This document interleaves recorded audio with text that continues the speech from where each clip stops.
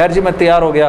मैंने अपनी नई साफ़ सुथरी जीन्स निकाली, मैंने टी शर्ट निकाली, लंबे लंबे मेरे बाल थे।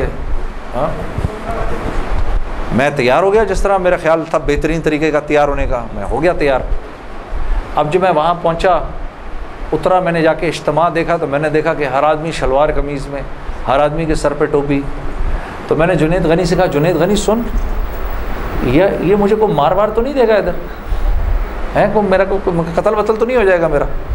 कहता नहीं, हम लोग मारने वाली पार्टी नहीं, हम लोग खिलाने वाली पार्टी हैं।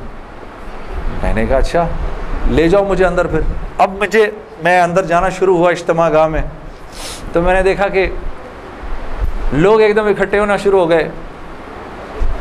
पीछे से मुझे आवाज़ें आई, अरे यार ये तो जुनैद जमशेद है यार। को दो चार आवाज़ें आई, अबे ये इधर क्या कर रहा है?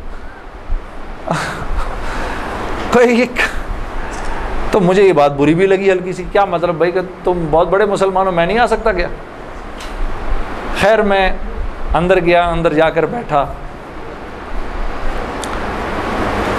तो मैंने देखा एक मजमा सब पहुंच गया मिलने के लिए, देखने के लिए। जो भी जुनैद गनी ने